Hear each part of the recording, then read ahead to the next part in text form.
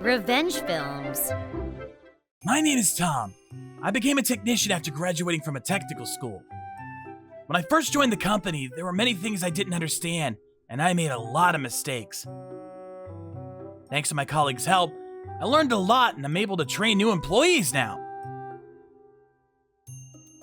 One day, the nephew of the managing director joined the company.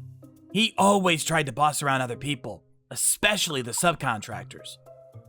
Before meeting him, we thought a guy like that only existed in dramas and movies. For example, he said to a salesperson who came to our company, "Are you hungry? You want to make sales? Here!" Then threw the contract down to the salesperson. He would constantly brag. "I got into a prestigious high school and a prestigious university on my first try. Studying was so easy for me.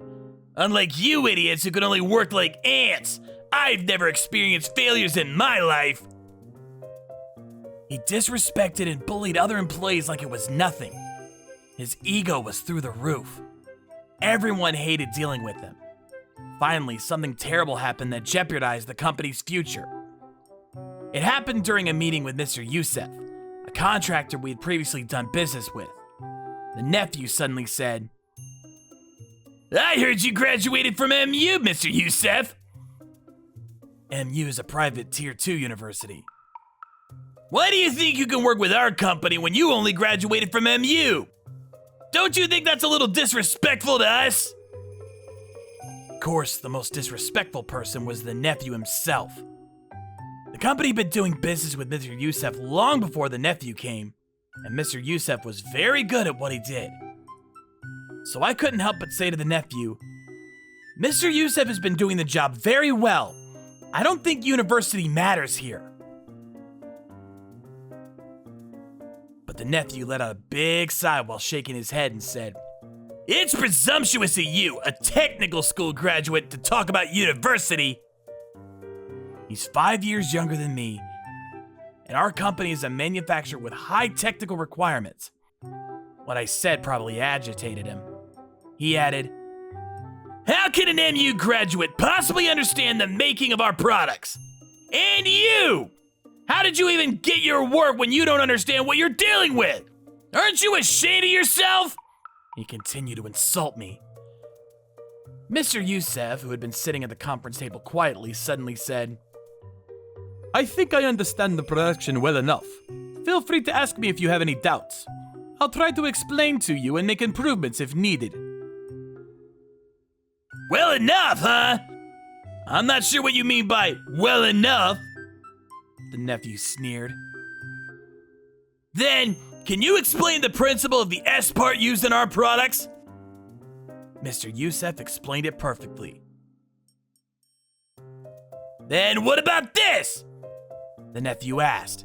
Again, Mr. Youssef answered with flying colors. I knew Mr. Youssef was not the kind of person who would flaunt his knowledge.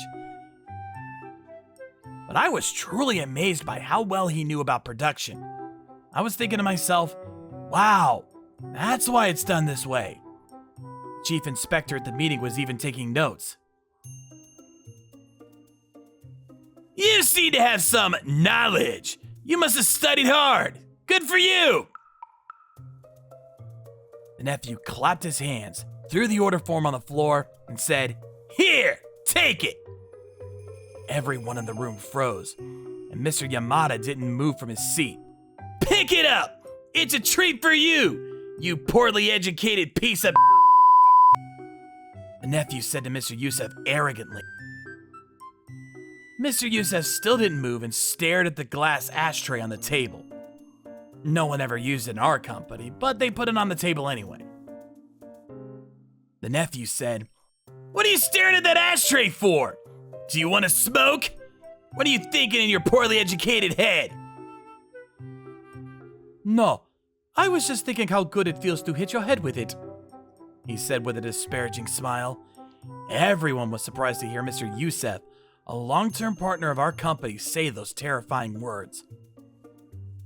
The nephew, who would have yelled back under normal circumstances, was shocked too. No, I was just kidding. There's no need to take it so seriously, he stuttered. I thought the meeting would continue, but it didn't. I was kidding too. Don't worry, I'm not that savage. The nephew looked relieved when Mr. Youssef said that. He picked up the paper from the floor and handed it to Mr. Yamada. Well, I look forward to working with you again. Then he laughed. I wish I could say the same. But I've decided to stop doing business with your company. What? Huh? You don't understand. I said I will no longer do business with your company. What? You can't just suddenly decide to stop doing business with us! Even though you wish to get back at me. It's unnecessary to say something like that, isn't it? See? I might consider letting it slide this time if you apologize. Otherwise, I'll let your boss know exactly what you just said. We can keep doing business if you apologize. Now! Huh? You didn't know? I'm the boss. What?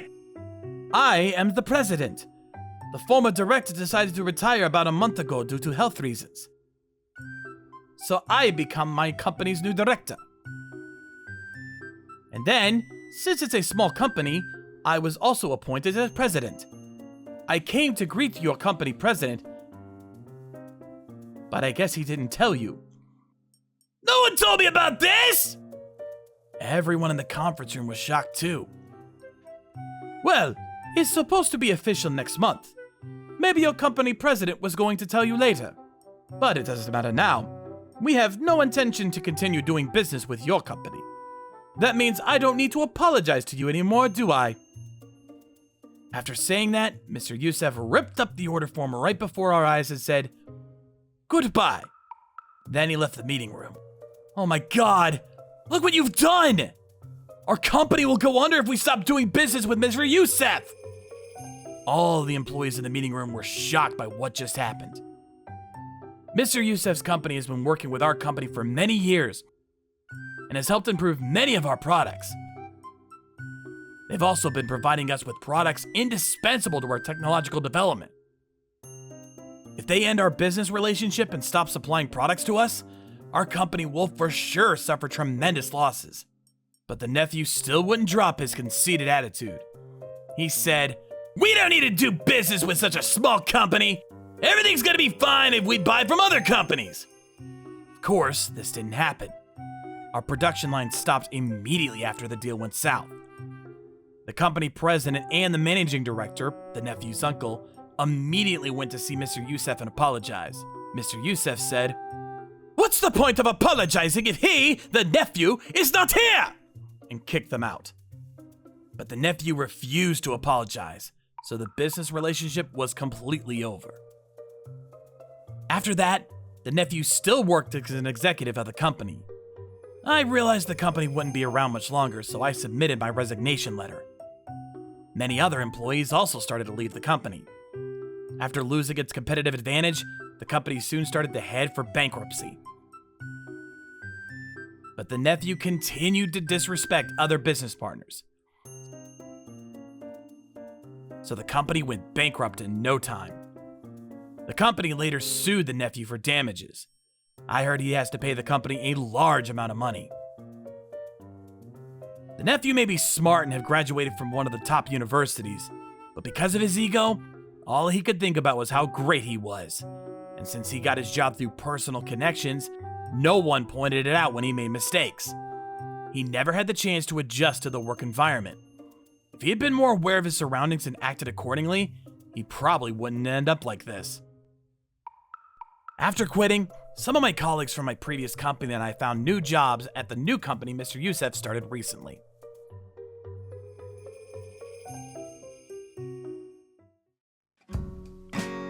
How was today's video?